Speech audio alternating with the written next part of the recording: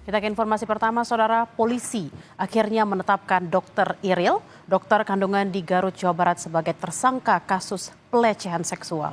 Kasus Dr. Iril menambah panjang pekerjaan rumah bagi Kementerian Kesehatan. Untuk saat ini diduga pelaku sudah ditetapkan sebagai tersangka. Saya konfirmasi, berarti pelaku yang berprofesi sebagai dokter kandungan ini sudah ditetapkan sebagai tersangka ya, Pak? Iya, betul.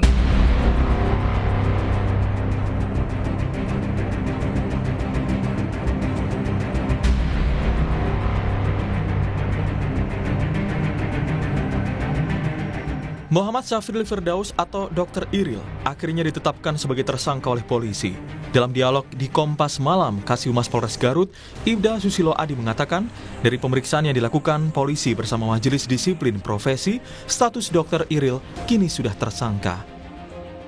Untuk bukti-bukti belum bisa kita sebutkan di sini ya.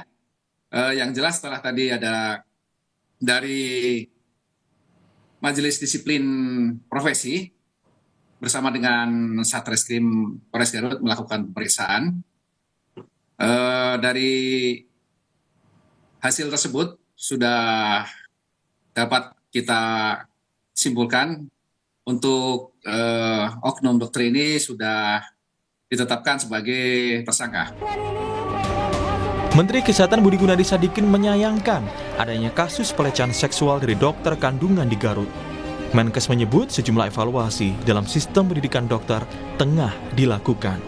Menkes berharap evaluasi bisa digunakan untuk memastikan agar dokter yang dinyatakan lulus bisa bekerja sesuai dengan kompetensi dan tidak melanggar etik kedokteran. Kasus pelecehan seksual Dr. Iril menambah pekerjaan rumah bagi Kementerian Kesehatan. Sebagai Menteri Kesehatan, saya sedih dan saya bersimpati terhadap para pasien yang mengalami hal tersebut. Itu adalah PR besar bagi Kementerian Kesehatan dan Kementerian Ristek untuk memastikan agar dokter-dokter yang kita hasilkan itu memang bukan hanya terampil dari sisi pekerjaan, tapi juga mulia dari hati. Nah, tulisan sama Ristek ini, dan insya Allah nanti hari Senin kita mau respon bersama. Sanksi tegas juga disuarakan Wakil Menteri Pemberdayaan Perempuan dan Perlindungan Anak Veronika Tan. Ia menyebut kalau perlu tersangka dihukum kebiri di luar sanksi penjara. Wamen PPPA menilai kejahatan yang dilakukan tersangka tidak hanya menimbulkan dampak fisik, namun juga menimbulkan trauma psikologis yang mendalam bagi para korban. Secara pribadi dan menurut saya hukuman maksimal yang setimpal, kalau maksimalnya itu kebiri ya kebiri aja gitu loh. Karena kan itu udah nggak ada moral. Tapi balik lagi, secara proses eksekusinya kita harus tekan. Selain mengumpulkan barang bukti, Polres Garut juga membuka posko pengaduan untuk mendata kemungkinan munculnya korban pelecehan Dr. MSF. Polres Garut membuka posko pengaduan untuk melayani aduan masyarakat perihal pelecehan seksual oleh dokter kandungan. Polisi menjamin kerahasiaan pelapor. Tim Liputan Kompas TV. Informasi terkini kita langsung bergabung dengan jurnalis Kompas TV Vida Alatas dan juru kamera Reza Pratama di Garut, Jawa Barat. Selamat siang Vida, setelah ditetapkan sebagai tersangka, lalu bagaimana kelanjutan proses hukum Dr. Iril? Ya, Bella dan juga saudara, polisi masih terus mendalami terkait kasus pelecehan seksual atau kekerasan seksual yang dilakukan oleh Dr. Objin yang saat itu tengah bertugas di Kabupaten Garut.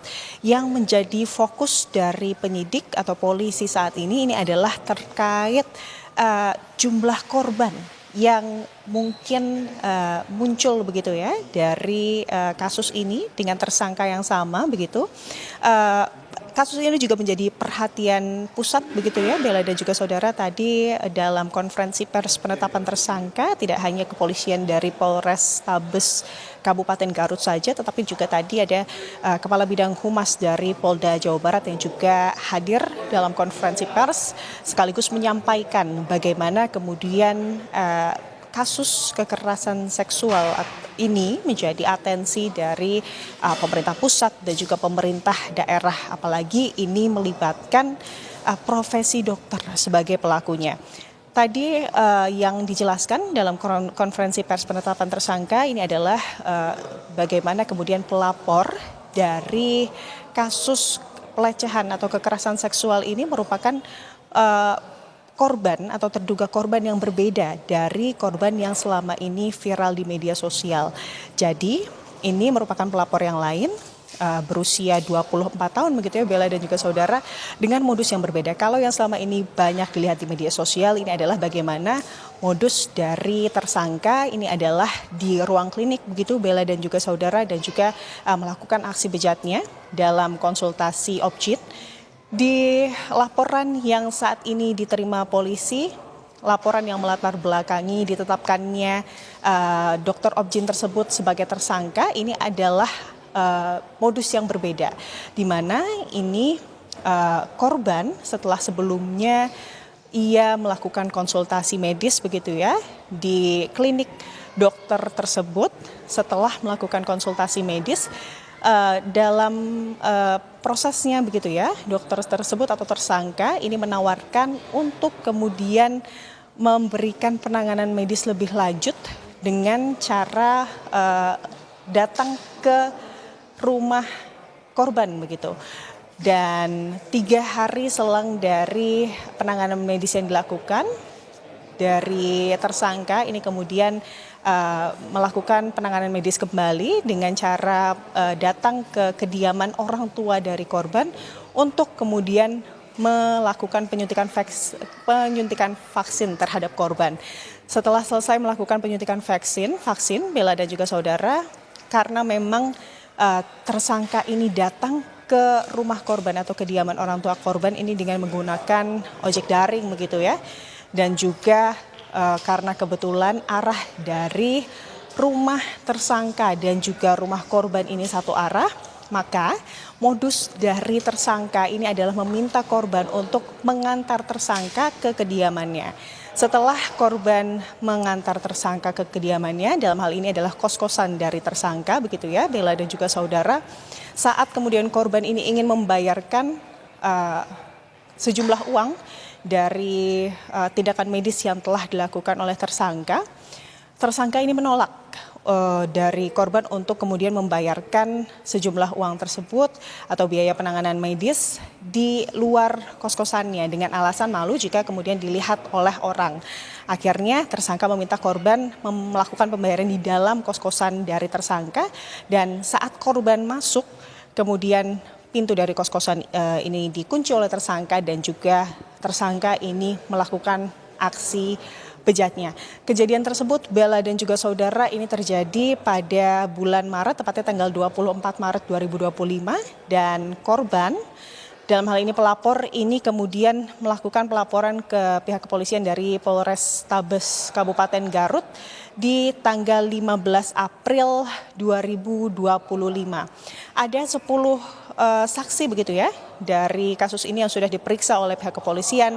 Di antaranya ini adalah keluarga korban, lalu juga orang tua dari korban, dalam hal ini ibunya, dan juga ada saksi lain yang juga menjadi terduga korban, yakni saksi tersebut adalah terduga korban yang selama ini videonya viral di media sosial. Namun memang Bella dan juga saudara, saksi korban tersebut, saksi terduga korban tersebut hingga saat ini masih belum atau masih enggan untuk kemudian melaporkan kasus yang ia alami dengan tersangka yang sama ke kepolisian dengan alasan privasi begitu ya. Dan inilah yang kemudian menjadi hal yang digarisbawahi oleh penyidik dan juga kepolisian terkait mendorong korban atau siapapun masyarakat yang merasa menjadi korban dari tersangka yang sama, karena memang ini sudah berpraktek di Garut begitu selama kurang lebih 2 tahun sejak tahun 2023, untuk kemudian melapor. Apa kemudian hal baik begitu ya yang bisa didapatkan jika jika masyarakat yang merasa menjadi korban dari tersangka ini melaporkan kepada kepolisian secara hukum gitu ya. Ini adalah pemberatan hukuman bagi tersangka, di mana jika kemudian ada lebih dari satu orang yang melaporkan perbuatan tersangka secara hukum, maka pasal yang dikenakan ini juga akan bertambah dengan tambahan pasal perbuatan berulang dan juga ada kemungkinan pasal-pasal lain, sehingga hukuman yang nantinya akan diberikan kepada tersangka ini bisa menjadi hukuman yang seadil-adilnya dan juga seberat-beratnya, agar memutus mata rantai bagi siapapun pelaku kekerasan seksual yang kemudian berani melakukan kekerasan seksual, ya Bella. Baik, terima kasih atas laporan Anda. Kita akan nantikan bersama seperti apa informasi terkininya terkait dengan kasus Dr. Iril ini. Terima kasih laporan Anda, jurnalis Kompas TV Vida Alatas dan juru kamera Reza Pratama langsung dari Garut, Jawa Barat.